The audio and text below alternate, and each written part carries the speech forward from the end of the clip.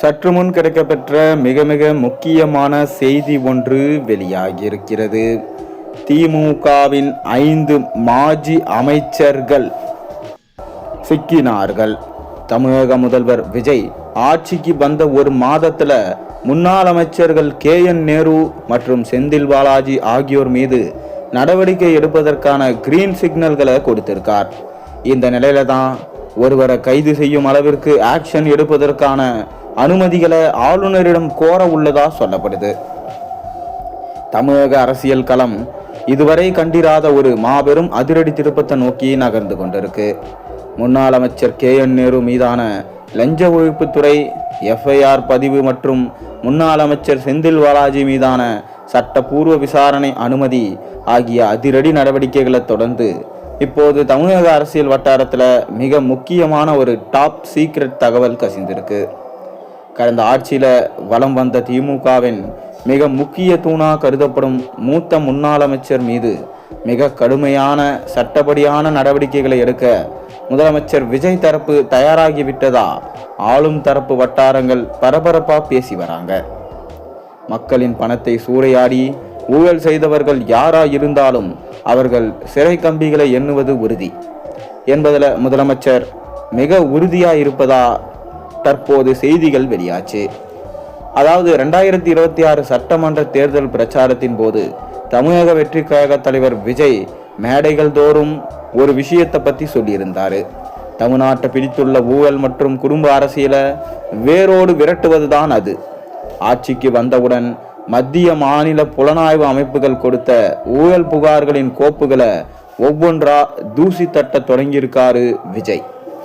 ஏற்கனவே முன்னாள் அமைச்சர் KN நேருவின் மீதான நகராட்சி நிர்வாகத்துறை வேலைவாய்ப்பு முறைகேடு வழக்கில் புதிய அரசு எடுத்திருக்க வேகம் ஒட்டுமொத்த எதிர்கட்சி முகாமையும் அதிர வச்சிருக்கு. இந்நிலையில அடுத்ததா யாரை இலக்கு வச்சிருக்காங்கன்னா அந்த மிக முக்கியமான முன்னாள் அமைச்சர் கடந்த ஆட்சியில பல்லாயிரம் கோடி ரூபாய் டெண்டர் மற்றும் நிர்வாக முறைகேடுகள்ல நேரடியா தொடர்புடையவர் என்றும் உளவுத்துறை மற்றும் அமலாக்கத்துறை வட்டாரங்கள் மூலமாக அரசுக்கு தகுந்த ஆதாரங்கள் கிடைச்சிருக்கிறதா சொல்லப்படுது. தலைமை செயலகத்தின் உயர் அதிகாரிகளோட அண்மையில நடந்த ஆலோசனை கூட்டத்தில் இந்த ஊழல் தடுப்பு நடவடிக்கைகள் குறித்து முதலமைச்சர் மிக காரசாரமா பேசியது தெரிய வந்திருக்கு. தேர்தலில் நாம் மக்களுக்கு கொடுத்த வாக்குறுதி வெறும் வெற்று முழக்கம் இல்லை.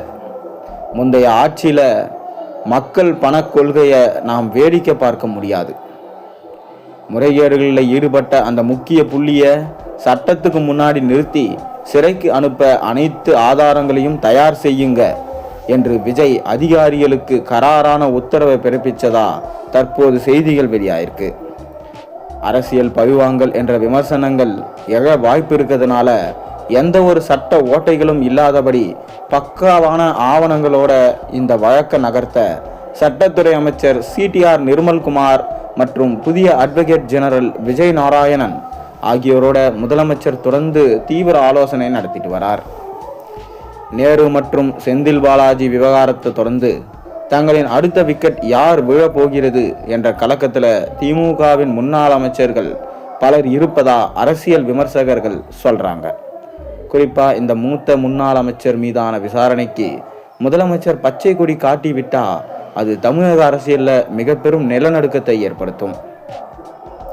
ஆட்சி மாற்றத்திற்கு பின்னும் பழைய வழக்குகளை காட்டி மிரட்டுகிறார்கள் என்று எதிர்கட்சி தரப்பு குற்றம் சாட்டினாலும் ஊழலற்ற தூய்மையான நிர்வாகம் என்று தனது இமேஜை காப்பாற்றிக் கொள்ள விஜய் எடுக்கும் இந்த அடுத்தடுத்து அதிரடி முடிவுகள் மக்கள் மத்தியில் அவருக்கு பெரும் வரவேற்பை பெற்று தந்திருக்கு. அடுத்த சில வாரங்களில் கோட்டை வட்டாரத்திலிருந்து வெளிவரப்போகும் அந்த பிக் பிரேக்கிங் அறிவிப்புக்காக ஒட்டுமொத்த தமிழகமும் காத்து கொண்டிருக்கு. அதாவது தொடர்ந்து திமுகவில் உள்ள மிக பெரும் ஊழல் அமைச்சர்கள் அனைவரும் சிக்குவார்கள் என்கின்ற செய்தி வெளியாகியிருக்கு. மிக முக்கியமாக 5 திமுகவின் முக்கிய தலைகளை தூக்க விஜய் அவர்கள் தற்போது ஆவணங்களை தயாரித்து வந்ததாக சொல்லப்படுகிறது. ஆனால் திமுகவில் இந்த தோல்விக்கு காரணமே சேகர்பாபு தான் என சொல்லப்படுகிறது.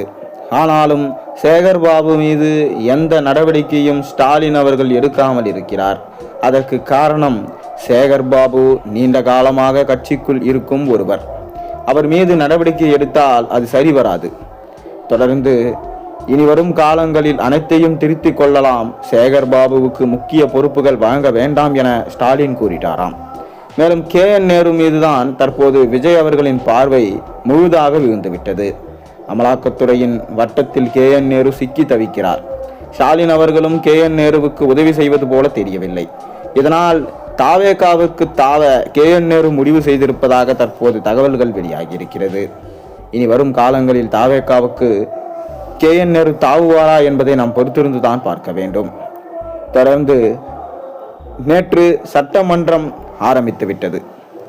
ஆளுநர் அவர்களின் உரையுடன் இந்த சட்டமன்றம் ஆரம்பித்ததில் உதயநிதி அவர்கள் உதறல் நிதி ஆகிவிட்டார் என்கின்ற செய்திகள் தற்போது வெளிவந்திருக்கிறது. தொடர்ந்து திமுக மற்றும் தாவேகா, அதாவது விஜய் மற்றும் உதயநிதி ஸ்டாலினுக்கு இடையில் வெடித்த பிரச்சனையாக இருந்தது. திமுக ஐடி விங் ஆளுநர் உரையின் தொடக்கத்தில் தமிழ்தாய் வாழ்த்தும் இறுதியில தேசிய கீதமும் இசைக்கப்படுவதே தமிழ்நாடு சட்டமன்றத்தின் நெடுங்கால மரபு என கூறியிருந்தாங்க. இதற்கு எதிராக தமிழ்தாய் வாழ்த்தோடு உரையின் தொடக்கத்திலும் உரைக்கு பின்பும் தேசிய கீதமும் இசைக்க வேண்டுமென கடந்த காலங்களில் பேசியிருந்தார் தலைவர். அதற்கேற்ற மாதிரி செயல்பட்டார் ஆளுநர் RN ரவி. ஆனால் வழக்கம் போல சட்டமன்ற மரபுகளை திமுக எப்போதும் காத்து நின்றது. தற்போதைய டம்மி CM அரசோ தமிழ்நாடு சட்டமன்ற மரபுக்கு மாற்றா தமிழ்தாய் வாழ்த்தோடு தொடக்கத்திலே தேசிய கீதமும் பாடியிருக்கு. மாற்றம் மாற்றம் என வந்துவிட்டது.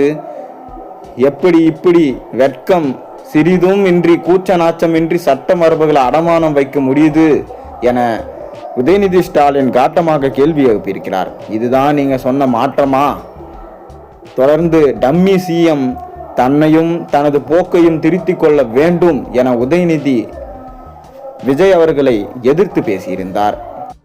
மேலும் விஜய் தரப்பிலிருந்து வெளியிட்ட பதிவில் தமிழ்தாய் வாழ்த்தோட சட்டசபை தொடங்கியதுமே உதறல் நிதிக்கு பாயிண்ட் கிடைக்காம பதற தொடங்கிட்டார்.